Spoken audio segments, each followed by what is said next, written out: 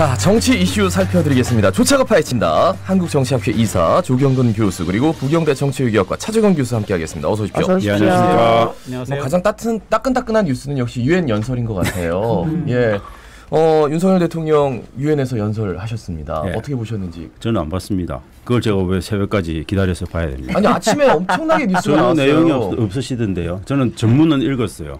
예. 자유와 연대 빼고는 저는 뭐 본 게 없다. 그래서 정말 제가 안 보고 자기를 잘했구나 그렇게 생각했습니다. 아, 그 정도로. 예.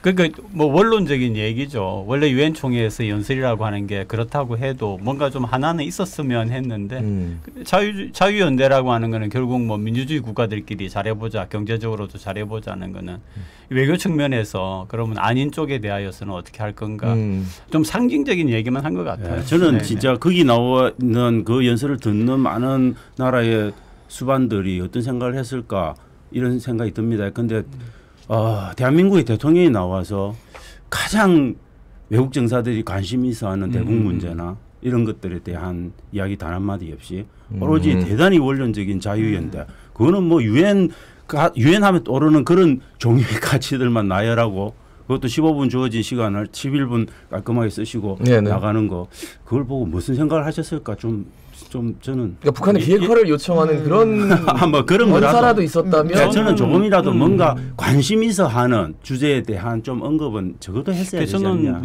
저도 이제 정치적인 그런 것 외에도 예를 들면 반도체라든지 예. 전기차라든지 이런 걸 중심으로 하는 새로운 세대의 어떤 경제 같은 거에 대해서라도 한국이 어떻게 선도하고 있다라고 하는 이런 것들을 좀 해주면은 국격을 좀 높일 수 있지 않았겠는가. 그런데 너무 일반적인 얘기만 해서. 알겠습니다. 유엔 연설에 이어서 조금 지금 외교 부분에서 계속 연일 논란이 되고 있습니다. 이제 조문 논란. 뭐 이게 뭐 지금 하나씩 밝혀지고 있는 게 뭐 늦어서 그렇다 뭐 이렇게 했는데 어떻게 보셨습니까? 저는 이제 다른 분들보다는 런던을 조금 몇 번 자주 갔다 왔거든요. 네. 실제로 많이들 가세요? 실제로 많이 맥히는 게 사실이에요. 사실인데 네. 저는 딱 맞는 얘기는 그 탁현민 의전비서관 얘기가 딱 맞다고 생각합니다. 좀 더 면밀하게 사전에 준비를 했어야 되는데 이제 다른 한편 느끼는 것은 민주당의 다른 국회의원들 같은 경우에 뭐 참사 이런 얘기하는데 저는 탁현민 그 전 그 비서관 얘기에 고개를 끄덕거리더라고 다가도 어떤 얘기를 했죠? 잘 모르겠어요. 그러니까 뭐 이를테면은 면밀하게 대통령의 일정을 챙겨가지고 또 현지 사진까지 해가지고 착착했으면은 전혀 빈틈없이 공식적인 모든 절차를 다 지켰을 텐데 그러지를 못했다 이런 얘기를 했거든요. 근데 이제 거기까지를 하면서는 고개가 숙여지고 이렇게 끄덕끄덕해지죠. 맞다 했는데 또 한편으로서는 갑자기 뭐 외교 참사 이런 얘기를 하니까 영국이라고 하는 나라는 국가적인 힘을 발휘하는 가장 중요한 부분을 외교라고 생각하고 있는 나라입니다. 그런데 그런 나라가 그렇게 홀대하거나 그러지는 않거든요. 그래서 고개를 끄덕거리더라도 또 그런 얘기가 나오면은 저 봐라 또 정쟁한다 하는데 그거는 양당이 다 마찬가지죠. 저는 외교 홀대라고 이야기할 필요는 없지만 적어도 이게 그냥 일반 제가 조문하러 간 게 아니잖아요. 제가 조문하러 가서 빈소에 안 들리고 이렇게 조문 안 하고 바로 식당 가서 리셉션하고 했으면 뭐 누가 관심이나 있겠습니까? 그런데 한 나라의 대통령이 가는 겁니다. 한 나라의 대통령이 일정을 짜고 가고 그것도 아마 제가 볼 때는 가기 전에 이미 뭐 여러 가지 항공통제관이나 이런 분들이 가서 그 비행기 사정 다 이착륙식이 다 조절했을 거고. 그러면 3시 전에 와야 되면 3시 전에 짜게 일찍 출발하시면 되는 거예요. 그리고 경우의 수까지 해서 한두 시간 정도의 여유 시간도 두고 도착하고 이런 일정들을 짜야죠. 어떻게 늦게 도착해서 했다 이렇게 이야기하는 거 저는 진짜 대통령 일정으로는 이해하기 굉장히 좀 어려운 부분 아니냐. 그러니까 결국은 외교 참사라는 말이 나올 뿐인 거고 야당의 표현이 좀 거칠다. 뭐 이건 저도 충분히 인정합니다만 충분히 그럴 만큼 정말 믿음직스럽지 못한 그런 그 외교를 하고 있다. 그런데 저는 영국이 외교 홀대를 할 나라는 절대 아닙니다. 제가 볼 때 영국은 엄청나게 그 코드에 따라서 하고 있고 그런 것들이 이미 확인이 되고 있기 때문에 저는 영국에서 우리를 그렇게 인도했다, 안내했다 이렇게 이야기하는 건 저는 아니다. 그렇게. 아니 근데 어제 대정부 질의에서 여기에 외교부 장관 박진 장관이 안 간 게 다 우리 국민들이 다 알고 있는데 한덕수 총리가 같이 갔다고 얘기를 하는 이런 상황도 한국인은 그냥 조용히 자리만 지키고 계신 계시니까 그분을 너무 안 모르실 필요는 없을 거고요. 지금 같이 저는 옆에서 기본적으로 외교 예. 박진 장관이 안 간 것도 문제지만 지금 현재 영국 대사가 아마 제가 알기로는 공석입니다. 예. 영국 대사도 없고 외교 장관도 안 가는 그런 게 사실 읽기 굉장히 어렵죠. 근데 조금 아직도 뭔가 아직도가 아니죠. 사실은 뭔가 좀 안 잡혀 있고요. 한 총리가 또 얼마 전에 그 헬기 네네. 이렇게 고장난 부분에 대해서 뉴스에서 봤다 그러잖아요. 뉴스 안 나왔어요. 네. 신문에서 봤다 이랬잖아요. 그런데 그것도 보면은 뭔가 그렇게 말할 분이 또 아니거든요. 근데 보면은 뭔가 또 불만이 있는 건 안에서 그냥 뭐 그런 예, 저는 뭐 바지 저고리라고 스스로 아마 생각하고 안에서 뭔가 저희가 야단치실 필요 없어요. 책임 총리 책임 장관 이야기하지만 책임 장관이 그렇게 행동하고 일합니까? 사실 저는 윤석열 대통령의 가장 우리가 후보 시절에 느꼈던 매력은 뭔가 기존의 문법에 맞지 않지만 자기가 하고자 하는 거는 그냥 빠르게 가는 거야. 이렇게 마크롱 대통령은 뛰어갔다잖아요. 뛰어갔죠. 네. 윤석열 대통령이 뛰어갔으면 정말 윤석열 대통령에 대한 이미지가 완전히 바뀌었을 텐데. 근데 아니 옆에 영부인이 근데 이렇게 하이힐 신고 있는데 뛰는 거는 저는 무리고 그걸 너무 요구하시는 건 아니다라고 업고 뛰면 어땠어요? 업고 뛰면 되잖아. 아니 마크롱 대통령 부인하고 그 부부처럼 그냥 아예 편한 검정색 운동화 신고 나오면 뛸 수 있죠. 그렇지만 뭐 운동화 준비하셨겠어요? 알겠습니다. 예, 대통령 지지율 지금 소폭 올랐어요. 긍정표가 34% 정도.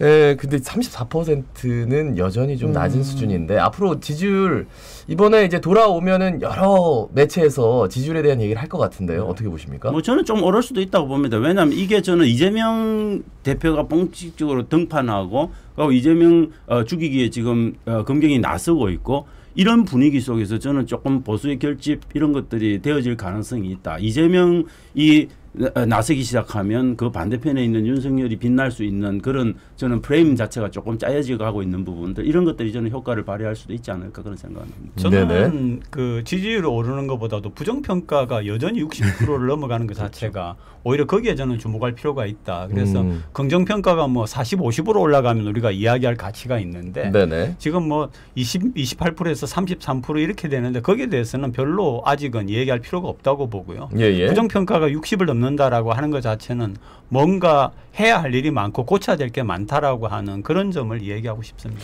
우리가 아까 유엔 총회 얘기하면서 한 가지 놓쳤던 게 한일 정상회담이 과연 이제 열릴 것이냐. 근데 굉장히 열릴 것이다라고 했는데 이제 일본 언론들이 합의 안 됐다.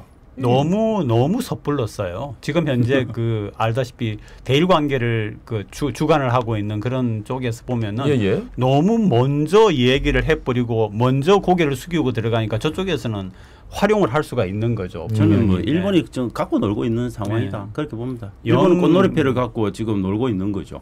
그리고 생각해 보십시오. 포커페이스를 유지해야 되는데 포커페이스를 유지하지 않는 상대편의 패를 다 읽고 있는 국가가 훨씬 더 유리한 위치에 있는 거죠. 저는 지금 우리가 그 패를 다 보여주고 있는 겁니다. 안달나 있는 걸 보고 있으니까 그걸 갖고 시기 조절도 할 수 있고 안에 예컨대 협상의 콘텐츠들도 다 이야기할 수 있는 부분들이 있는 거죠. 지금 같으면 예컨대 일본 같은 경우 쉽게 줄 수도 있습니다. 지소미아 이미 나가 있죠.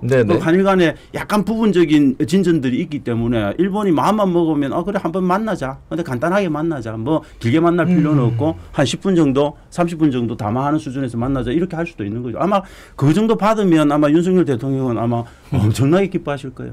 네, 저는 그전에 이제 우리 차 교수께서 김태효 1차장 차장 맞죠? 그분은 얘기를 했는데 참 힘든 분입니다. 어젠가 보니까 TV에 나와서 그 얘기를 하고 있더라고요. 그래서 역시 차 교수 이야기하신 것처럼 이게 물론 좀 잘못하고 있는 것 같다. 너무 일방적으로 구애하듯이 해서는 안 되는데 왜 외교를 저렇게 하지 그런 생각을 많이 했어요. 저는 김태효 차장 이해합니다. 왜냐하면 영원부터 그런 생각을 갖고 계신 분이기 김태효 차장 같은 경우도 교수 시절에 이제 유사시에 한반도에 일본군이 진주할 수 있다. 뭐 이런 식으로 이제 논문을 써가지고 굉장히 좀 논란이 됐었던 인물인데 실제로 보여지는 모습들이 좀 약간 우려를 했던.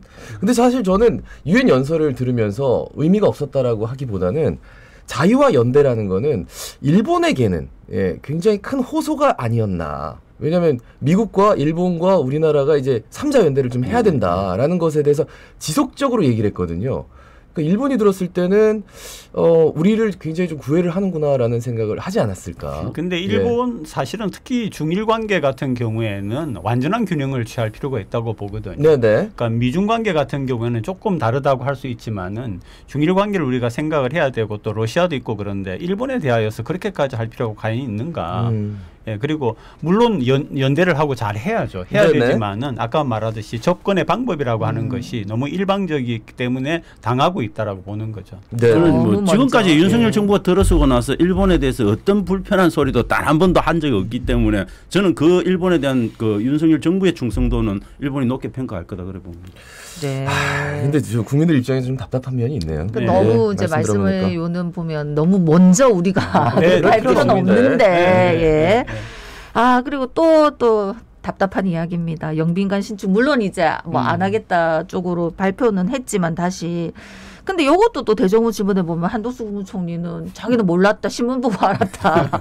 아니, 도대체 그러면 이 나라에서 돌아가고 있는 걸 누가 알고 있다는 겁니까? 근데 저는 뭐 제가 그 청와대를 잘 모르기 때문에 하는 소리일 수도 있습니다만은 원래는 왜 청와대를 개방을 하고 거기에서 영빈관으로 쓰던 공간 자체를 활용하면 되지 않겠나 그런 얘기를 한 적이 있지 않습니까? 근데 막상 이제 그렇게 하려다 보니까 완전 개방 상태에서 이게 이제 보안이라든지 그렇죠. 경호 같은 게 어려워지니까 그런데 그럼에도 불구하고 한쪽을 격리해가지고 공간을 쓸 수 있다고 보거든요. 네네. 네, 완전하게 그 영빈관으로 가는 코스를 만들어가지고 거기만큼은 일반인들이 쉽게 접근하지 못하도록 하는 그런 방법을 쓰면 되는데 그것도 넌지시 몇백억을 꽂아 넣으니까 반발이 나올 수밖에 없죠. 저는 왜 그러는지를 모르겠어요. 이 모든 왜 그러는지 저는 이유가 간단한 겁니다. 원래부터 하지 않아야 되는 짓을 했기 때문에 그것의 나비 효과가 곳곳에서 나타나고 있는. 지금 네네. 그 많은 나비 효과들은 국방부에도 있을 거고 외교부에도 있을 겁니다. 아마. 외교부 지금 실제로 외국 정상들이 왔는데 호텔에서 모시고 있다는 거 아닙니까? 그런데 그 호텔에 모시는 게 엄청나게 결례가 되는 부분이기 때문에 행사를 줄이고 있습니다. 뭐 이런 부분들이 저는 충분한 나비 효과를 불러오고 있기 때문에 이건 앞으로 더 지속될 문제다. 민간 실축의 문제뿐만 아니라. 뭐 예산이 얼마가 더 들어갔네 이런 얘기가 계속 좀 나오고 있더라고요. 그렇죠. 국민의힘 여당 얘기를 좀 해보겠습니다. 주호영 의원이 새 원내대표로 선출이 됐는데 그 원내대표 선출 과정에서 이용호 의원이 받은 42표가 이게 어떤 의미일까라는 뭐 여론이 심심치 않게 나오고 있습니다만 어떻게 보세요? 이용호 의원이 저는 기본적으로 근데 주호영 의원을 친윤으로 보기는 저는 좀 어렵다고 봅니다. 그래서 어떤 분들은 이용호에 대한 것들이 반윤 정서가 담겨 있다라고들 보는데 오히려 친윤 정서가 저는 오히려 친윤 정서의 표현일 수도 있다. 왜냐하면 그분이 걸어온 길 민들레 회원 하신 분 아닙니까?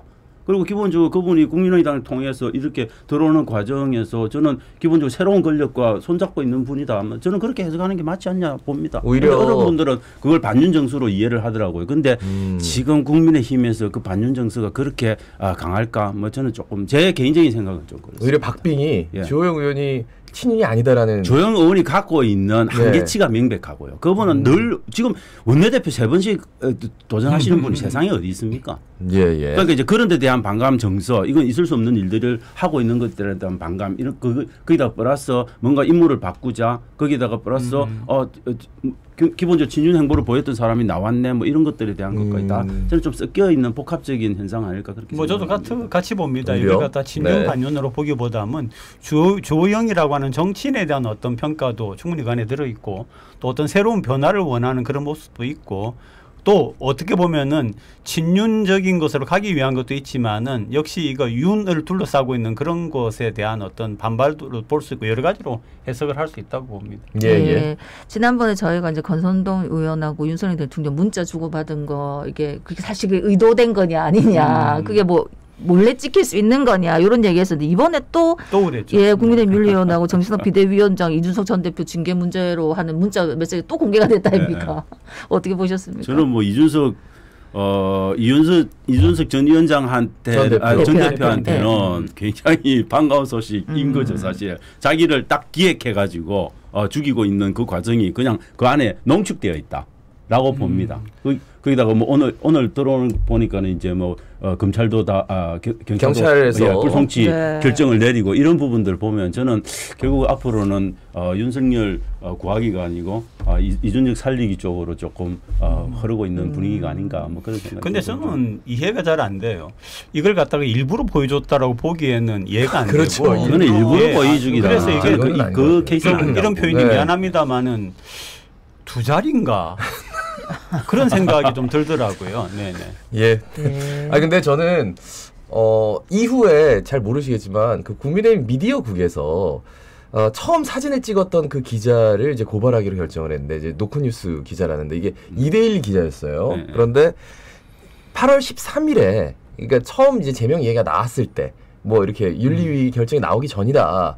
근데 그거를 왜 지금 와서 쓰느냐라는 얘기는 했었거든요. 예, 그렇게 지금 대응을 하고 있더라. 뭐 기자들 예. 입장에서 좋은 카드를 갖고 있다가 적절할 때 쓰기 위해서 타이밍이 될 수도 있는 거죠. 그걸 갖고 고소 고발할 문제는 아닐 것 같은데. 그러니까 정진석 이 양반이 나와가지고 그 기자들을 나무라는데 기자들을 나무라기 전에 자기네가 뭘 잘못했는가를 생각해야 되고 기자들은 당연히 그렇게 하는 거 아닙니까? 네, 기본적으로 윤리위라고 하는 게 가장 중립적이어야 되는 거죠. 그렇죠. 명색이 100명이 넘는 의원들의 윤리 문제를 다루는 그게 중립성이 없으면 네네. 의원들이 어떻게 그 결정을 받아들이십니까? 그런데 완전히 윤리위 자체가 어느 한 정파의 견해를 일치해서 가고 있는 이 모습은 되게 보기 어렵죠. 자, 국민의힘 어제 저 서해 공무원 피격 사건 그리고 탈북어민 강제 북송, 기무사령부 개헌 문건 뭐 이런 관련 의혹의 실체를 규명하기 위해서 문재인 전 대통령 국정감사 증인으로 채택해야 한다라고 더불어민주당을 압박을 했습니다.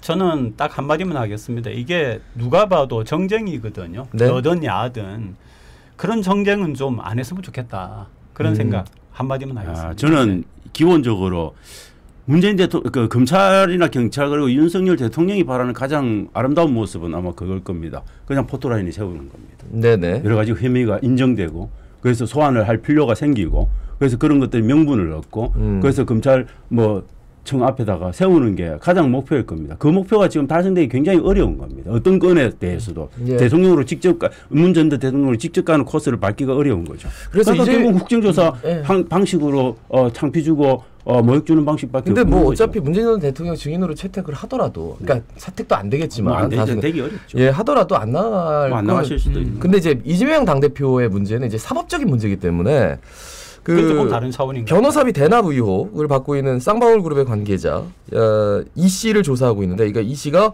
쌍방울 그룹 김성태 회장의 최측근으로 알려져 있습니다. 예. 그리고 지금 여러 가지 의혹, 성남 FC 의혹, 변호사비 대납 의혹, 그리고 대장동 위례신도시 개발 사업 의혹, 김혜경 씨 법인카드 유용 의혹. 그러니까 거침없이 지금 들어가고 있거든요. 거침없이 하고 전방위적으로 한다는 이야기는 네. 그 몇 건 계속 지금 예컨대 대장동, 백현동 이런 거 계속 파왔지 않습니까? 그렇게 오랫동안 파왔는데도 걸 게 없는 겁니다. 거꾸로 말하자면. 그래서 결국은 더 파는 거죠. 그리고 그 수사의 범위를 다 넓히는 거죠. 저는 성남FC도 사실 한번 죽은 사건을 다시 꺼낸 거죠.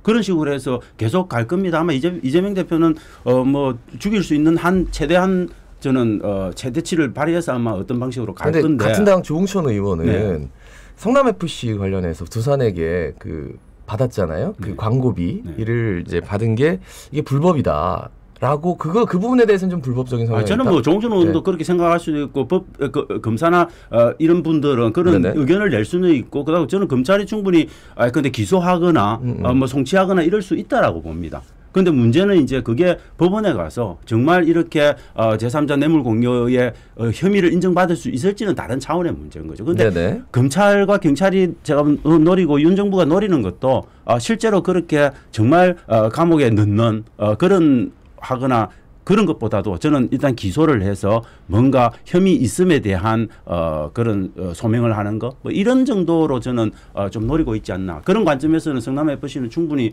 소재는 된다 이렇게 볼 수 있겠죠. 그러니까 문 대통령 같은 경우에는 완벽하게 정쟁거리로 내세운 거고요. 이재명 대표 같은 경우에는 어쨌든 상당히 힘들고 어려운 그런 과정을 거칠 수밖에 없다.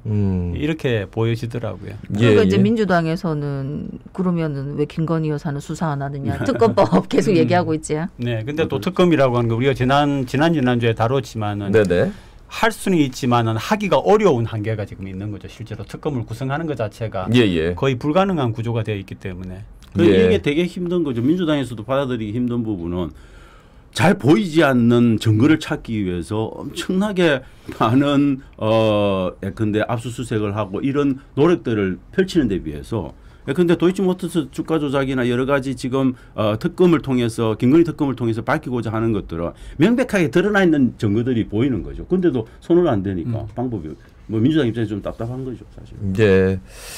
어떻게 보면 지금 이재명 더불어민주당 대표의 의혹이 뭐라도 하나 법정에서 난다면 이 더불어민주당 전체의 리스크가 엄청나게 될 수 있어요. 리스크가 엄청 클 거고 아마 더불어민주당 안에서도 제가 볼 때는 그렇죠. 포스트 이재명의 구도에 대한 고민들은 저는 하고 있을 거라고 이미 하고 있다고. 그런데 저는 포스트 이재명으로 가는 거는 민주당한테는 험난한 험로고 기본적으로 이제 이재명이 살아남아서 가는 그 방식은 대단히 파워풀하다고 보는데 저는 뭐 후자보다는 전자보다는 후자의 가능성이 조금 더 현재 상태로는 크지 않을까 그런 생각입니다. 예, 말씀 여기까지 듣습니다. 고맙습니다. 고맙습니다. 네. 한국정치학회 이사 조경근 교수, 부경대 정치외교학과 차재건 교수였습니다. 예, 다음 이 시간에는 좀 좋은 소식들 많이 전할 수 있으면 좋겠다는 바람.